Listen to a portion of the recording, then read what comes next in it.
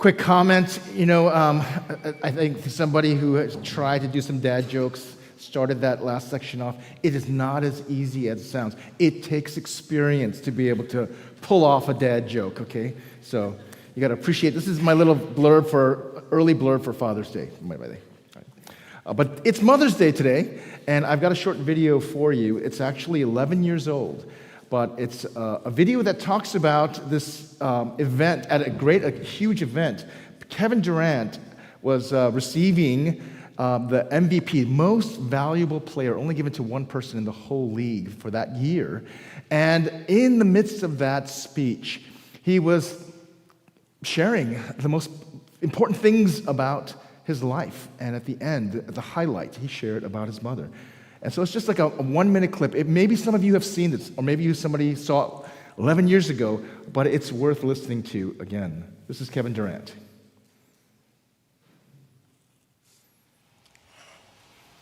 The odds were stacked against us. When something good happens to you, I don't know about you guys, but I tend to look back to what brought me here. And you wake me up in the middle of the night in the summer times, making me run up a hill, making me do push-ups, screaming at me from the sideline of my games at 8 or 9 years old. We wasn't supposed to be here. You made us believe. You kept us off the street, put clothes on our backs, food on the table. When you didn't eat, you made sure we ate. You went to sleep hungry. You sacrificed for us. You the real MVP.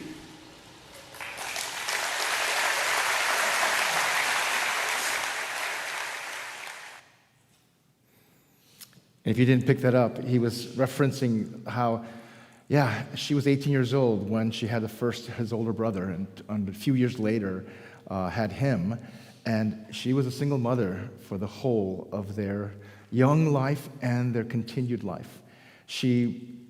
And this is not an exclusive story to Kevin Durant, but this mother just did everything within her power to give her sons a chance at life, and they took it, and a brilliant life, not only simply as an incredible basketball star, but he knows how he got there. He knows how he got there. And so he tells his mom, you the real MVP.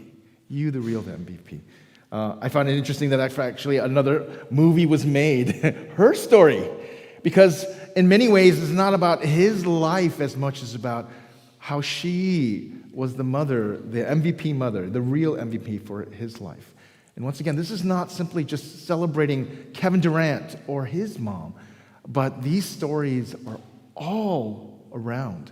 The moms who had sacrificed so much, the moms who were never perfect but did so much to love those of us who are here.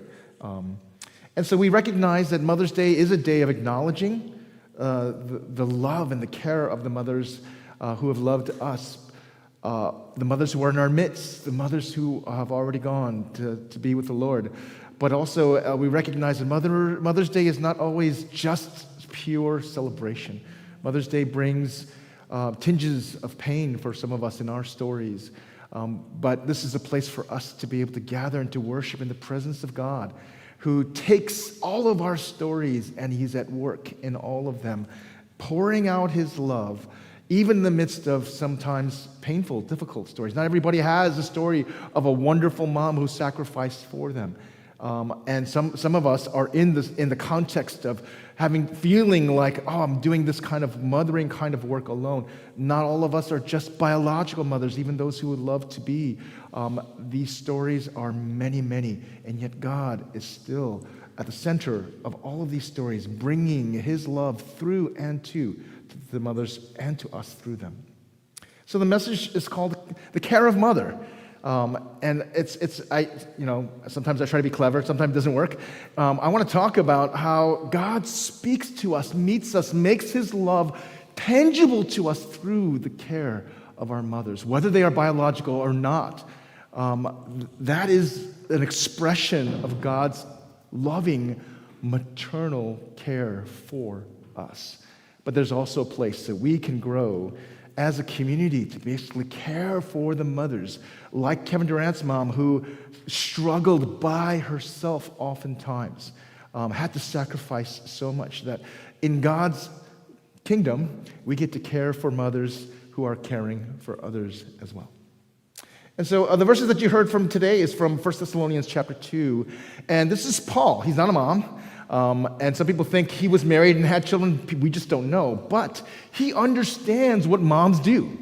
Okay, this is 2,000 plus years ago. And yet, what does he describe? Because it is a human thing for a mother to care for her child, right? And so he's describing something about how he, as a man, and his team loved on and cared for the church in Thessalonica. Just a little background in this context. Paul has to say this because there's a lot of charlatans, there's a lot of entertainers, there's a lot of people who would come in and do a religious show and bilk people for money, okay? And so Paul has to say, we're not like them. Look at the way that we lived. Look at how we spent time with you. And he's saying, we weren't like using our authority in prophetic power in the Holy Spirit, saying, you do what we tell you to do. He's saying we were like young children, soft-hearted, right? He's saying, just as a nursing mother cares for her children, so we cared for you. Isn't that interesting? As representatives of God, bringing the truth and the life and the power and the gospel of God to the church in Thessalonica, he's saying, look at how we lived. Look at what we did. We cared for you like a nursing mother. In many ways, it's kind of weird for a man to say that. He's got some courage, you know. I don't know, in our culture, it's going to be hard for a man to say this, but he meant it to be as purely true as he not only they did, but there was a freedom to describe that the care of a nursing mother could be felt even through a man, yeah? The care, the consciousness, the willingness to give of yourself. And if you, I've actually gone through this twice and watching my wife nurse our daughters. It's not easy, okay? I remember one time my wife said, I feel like a cow, right? Because, you know, you are the source of their very life. And there's such incredible health that's happening through it, but it's a drain on the mothers, mentally, emotionally, physically. Yeah? But this is the context of why he's saying this. We loved you so much that we delighted to share with you not only the gospel, not only the truth of God, that changed them, that freed them, that gave them not only the very access to God in this life, but also hope for eternity. They didn't just share the gospel, they shared their life. Like a mom shares her very life. A nursing mom shares her life. We're seeing in here a picture of what motherhood many times is. Not just the biological per se, but even in the biological, we're seeing pictures, what it means to love like a mother with such tenderness, such thoughtfulness, such sacrificial love. We don't acknowledge this enough, just how tough it is on a mom, okay? All of us have a mom, whether we know them now, whether they're here now. All of us, we didn't come into this world through a test tube, okay? We came in through a mom. A mom birthed us, and it cost her, okay? You guys know what happens during pregnancy. Just, I got like I said, front row seat, right? Of just what happens to a woman who's carrying a child. All kinds of crazy, inconvenient, painful side effects that are happening. You know, not only my wife, she's got a really very sensitive nose, but during pregnancy, oh my gosh. You know, she'd be upstairs and I would open up the refrigerator and she would say, close that refrigerator, I smell it from here. I'm like, oh, you know, so sensitized, okay? All these little things, you know, and even going through the different trimesters. It's crazy what pregnancy does in order to be a mom, does to a woman's body. It reshapes her very body. Oftentimes, you don't go back ever to what your body felt like and was like before. Okay, there is a forever impact on a woman's body when they become a mother. Yeah, it does stuff to your brain. Okay, this is your brain on. Sorry for you, those of you who have not been moms. Okay, don't scare this off to you. This is not natural. You can overcome it, but this is real at the same time. Your brain on pregnancy, okay? Brain fog, not remembering things, and you're just feeling. There's a reason why. Did you know that? There's a reason why moms have such a difficult time. And moms are incredible, by the way. Women are incredible in terms of their multitasking, but just your brain doesn't work right because so much is happening that, in fact, they say on average, a woman in pregnancy loses 4% of her gray matter. Okay, that's the thinking portion of your brain, and 80% of your brain is being affected, and actually, it's being somewhat cannibalized so that you can provide for your child. Think about that. You don't even know it, but your mom gave you her brain. Okay? And she suffered through it. 4%. It doesn't all come back, they say. Okay? It doesn't all come back. How sacrificial is a mom's love? Her very body is being reformatted. Her very brain is being reshaped to care for her child. Yeah. This is just the biological. This is just the physical part. Okay, it doesn't come close to describing how over the years, through the seasons, a mom is present, a mom is loving, and feeling the pressure, oftentimes in our context, not only to be able to be a full-time mom, because that's a gift in our setting, but actually working and being a mom and wrestling with life and soul issues themselves. It's crazy, through the tough seasons and even into adolescence and beyond. Moms are amazing, and we don't give enough credit. Not just the biological moms, those who step in to mother and to care for those who are not even their own DNA. Can you imagine how incredible that is, that kind of care and love that moms express? In some of our cultures, moms are caring, but that caring comes with a little rough edge, right? The tiger moms, right? It comes a little hard. Doesn't always feel exactly like caring, right?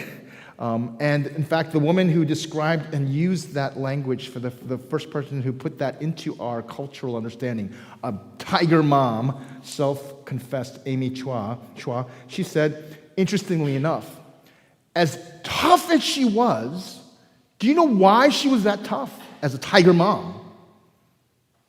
What was in her heart? She says, everything I do as a mother builds on a foundation of love and compassion. Okay, it might not always feel like that, right?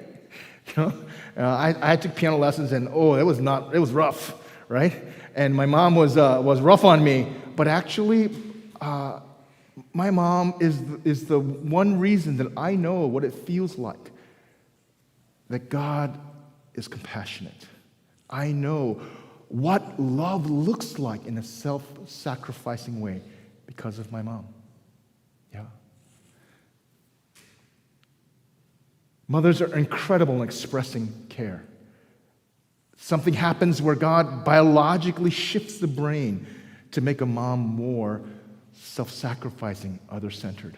Okay, you get help from just your brain being reformatted, but it's also incredible choices as well. We should be aware of the cost and the weight of mothering, and we should celebrate and support as best we can. Mothers are constantly being the source of care. Oftentimes, a child actually, can't be cared for in the right manner by the father, okay? Now, I was a father, and oftentimes I did everything I could. I did 85% of the diapers. And I fed, when the time came, we could move past breastfeeding, I fed them as well. But there was a period of time where I was useless. Right? There's nothing I could do. Okay, my daughters needed their mom. And I found that it took a drain on her. And I found that part of what it means to celebrate, acknowledge, bless our mothers is to care for them, especially in the times when they're the point person, the very only ones who can care for them in those kinds of seasons or those kinds of ways.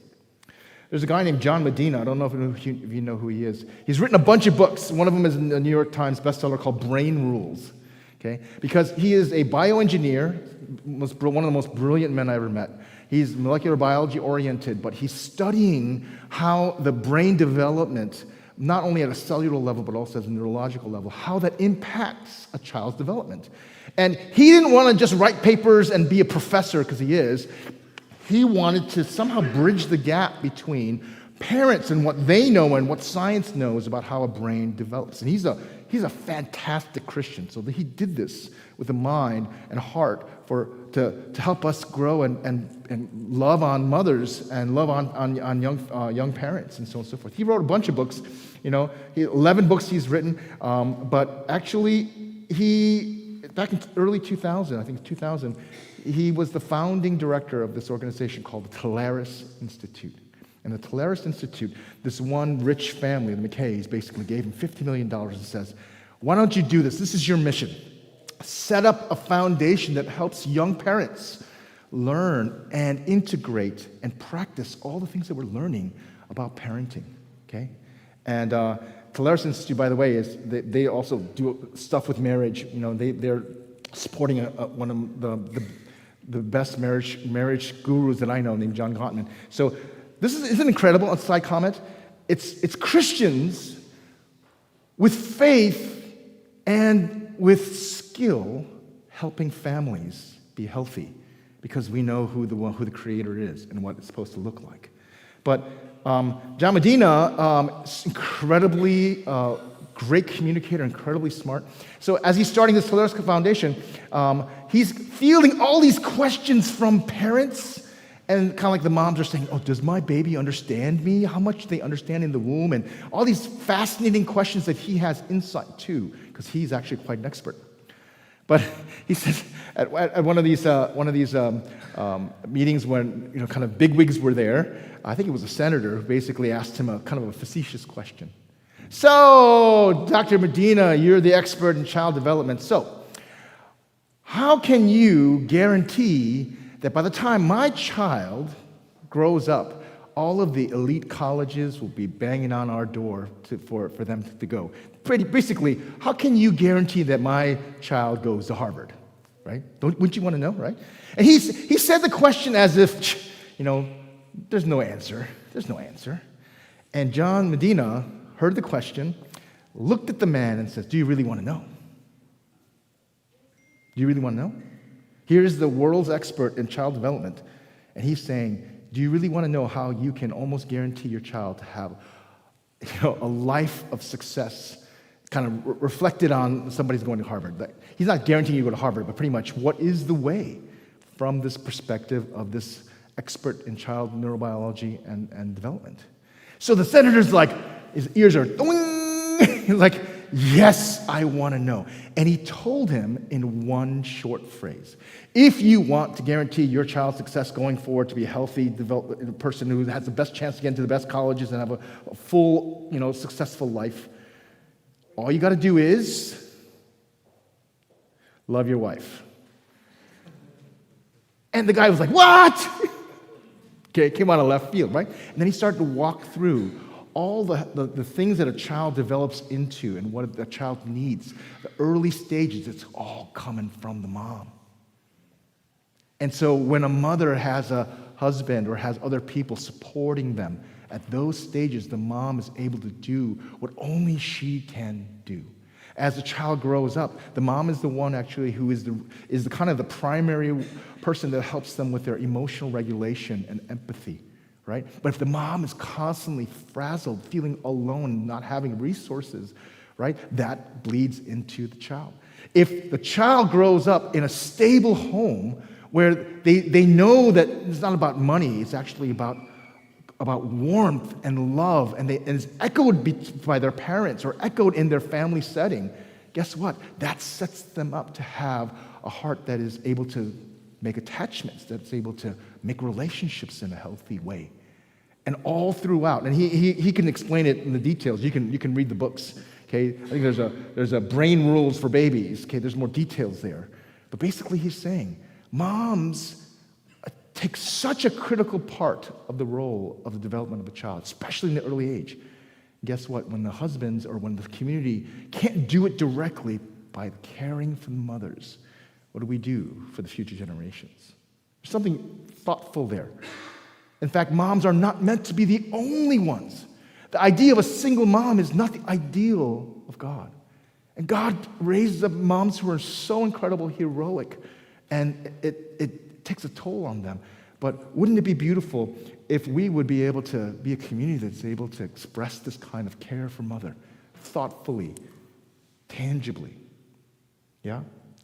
Well, that verse that we read in 1 Thessalonians describes, okay, the love of God coming to them in the shared life, kind of love like a nursing mom gives to her child. That's a description of God's love. Now, we've heard God is Father, right? Okay, God is Father. And for some of us, that's a loaded term as well. But you know what? God is not, he's not gendered, okay? He's not male. He's not female. Okay, he's spirit, right? He's not binary, other non-binary, okay? None of these extra understandings of kind of a gender that our culture. He's trans, above, beyond gender. And so, but he's love. And so the way that he describes love to us comes in many different fashions and forms. The love of a friend, okay? The love of a brother and sister, the love of a father, the love of a mother. And God encounters us in this kind of tender, compassionate, caring, unyielding love.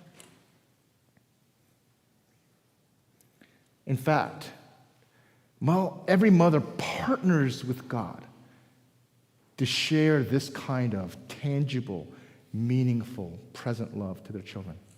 Psalmist says, "You formed my inward parts. You," that's God, "knitted me together in my mother's womb." God partners with moms to share this kind of beautiful, powerful love. And so he praises God. "I praise you, for I am fearfully and wonderfully made. Wonderful are your works. My soul knows it very well." You and I can echo that very psalm. I am fearfully and wonderfully made by God from my mother's womb through her care. And so we can say a mother's love is a reflection of God's love. Okay? A mother's love is a reflection of a kind of God's love. In Isaiah chapter 66, verse 13, we read, "As one whom his mother comforts, so I will comfort you. You shall be comforted in Jerusalem." God is taking the face and the feel of a mother with full compassion, wide open arms, comforting a child. When I was growing up, my dad, he suffered a lot during the Korean War and before then, and he hasn't even shared his stories. I'm just hearing his stories now. And he's in his 80s, and I just heard the story that when he was a younger boy, I think like 8 years old, he spent 8 months up in the mountains with his father running away from the Japanese. 8 months with just his dad trying to survive as a young boy. Can you imagine what that does to you? And he went through the whole horrors of the war. So my dad was always a little aloof. He was a good man, but I never felt like I could come up to him and ask him for things. I never felt like there's compassion, even though there was. There was always distance. Not so with my mom. When I needed money for a fee for school, I couldn't ask my dad. So where did I go? To my mom. When I would come home and I'm feeling vulnerable and I got beat up by a bully, I can't talk to my dad. My dad would say, "Why didn't you beat him back?" Or if I got hurt, he would say, because that's what the culture was like. He would say, "Why'd you get hurt, you dummy?" Right? Horrible thing to say to a child, but not my mom. When I'm wrestling and I don't know what I'm feeling, I don't know what to do, when I would run into my mother's arms, there would be deep, deep comfort. And when I hear God saying, as one who, as mother comforts, I will comfort you, I realize God is not this harsh, strong, man up kind of father or God alone. He has such a tender side of him. And he's not ashamed to say, this looks and feels like what your mother's love does. Even your imperfect mother's love. In fact, it just points to how much more comforting, how much more tender, how much more open are the arms of God to comfort you. Isaiah 49:15 reads, "Can a woman forget her nursing child, that she should have no compassion to the son or daughter of her womb?" Okay? How is it possible that a mom that just gave birth to a child can say, "I'm done. Okay? You starve to death," when a baby's crying? Okay? You know, a baby's cry sets off all of the hormonal chain and all of a sudden starts automatic lactation. You know that, right? Because the body and the mind and the heart of a mom is geared for this child. How can a mom sit there and see their child right in front of them starve to death? No way. And yet we know painful stories, even in the story of Israel, where that was the case. God says, even if your mom forgets, yet I will not forget you. Yet I will not turn my ears away when you're in pain and longing and hungry and needing. There's no way God will not have compassion. This is the feel and the face of God's compassion through what feels like a mom's love. For many of us, mom means love. Yeah? I like this little description. God's love made tangible. Okay? That's what mother's love is. God's love made tangible so we can taste it and we can feel it. It's real. It doesn't encapsulate God's love. It doesn't limit it, but it points to. God created mothers so that we would receive love through them that would one day help us to recognize, that love is your love.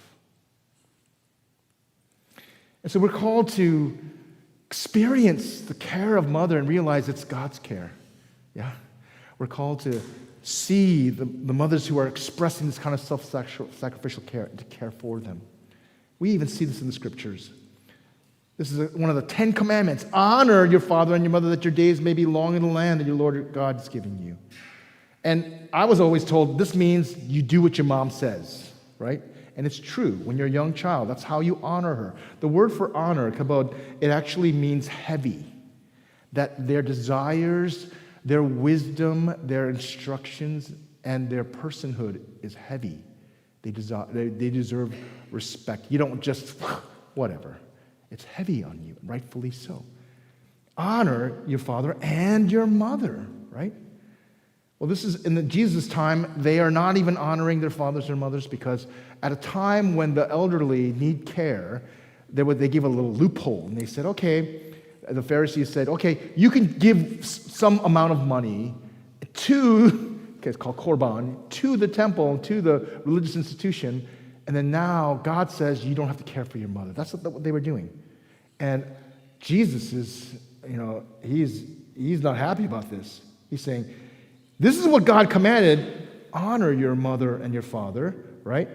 But you say if anyone gives, whatever is given to God, then I don't have to do it anymore, right? And he doesn't need to honor his father and mother. They made that tradition, and they basically made void God's desire that we continue to care for father and mother. And so he calls them out on that. Guess what caring for mother looks like when your mother gets a little older? Yeah, it's not just doing what they say. Yes, you want to respect them so their words weigh heavy, but it's you're caring for them physically in the way that they cared for you. That's what it means, okay? That's what it means to honor your father and mother when your mother gets older. Jesus exemplifies this when he's on the cross. Think about this. He is struggling just to keep his, the pain is searing through his system. He's feeling the distance from God, okay, taking all the weight of sin on himself. You would imagine that's all he could do is just to make it through. But what is on his mind? What is on his mind? Seeing his mom there and seeing his disciple there, you know what he says?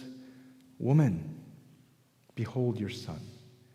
He said to John, his closest disciple, behold your mother. And from that hour, that disciple John took Mary, the mother of Jesus, into his home, and he took care of her.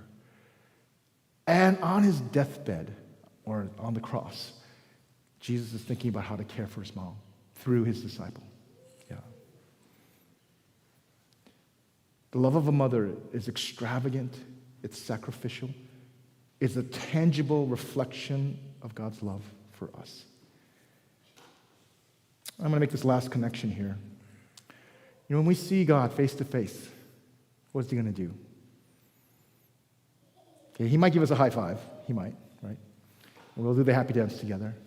But I love this. He knows in advance how hard life is. And he says he will wipe our tears from our eyes. Yeah. This is not a harsh father, an absent or a kind of tough father. This is a warm, motherly feel. He's going to wipe them from our eyes because he knows he is full of this kind of compassion. We're going to pray now. I'm just going to ask you to think about this. For those of us who are mothers, who are spiritual mothers, who are helping, caring for children, and knowing what it costs, and you're doing it because you love, do you realize you are being the face of God to that child? God acknowledges you. For those who have given birth and are continuing to care for not only your biological but other children, do you realize how much that is a holy calling? How beautiful that is an expression of your discipleship and your love for God. You can be an incredible vessel. You don't have to be perfect. And if you're struggling because it's hard, there's so many expectations that the world places on you or you place on yourself, will you hear God say, I'm with you. I will supply. For those of us who see, whether firsthand in our home, the mothers going through this, we get to be a part of God supporting through care, through encouragement, through presence, in such practical ways, empowering the moms to do what only they can do at times. And for those of us who have parents that are a little older or getting older, we're going to have to transition to a time where we get to honor them by caring for them. And lastly, if this is a tough day for you, as it is for me, for other reasons, would you realize, even if your mother has not, or even if the situation you can find no comfort in, God says, as a mother comforts her own child, I will comfort you. You get to experience the loving arms of the one who will wipe away your tears. Take a few moments and just pray. Respond to what God is saying about who he is to you. And maybe you can also give thanks in whatever expression you've received beautiful, caring mothering. Let's pray.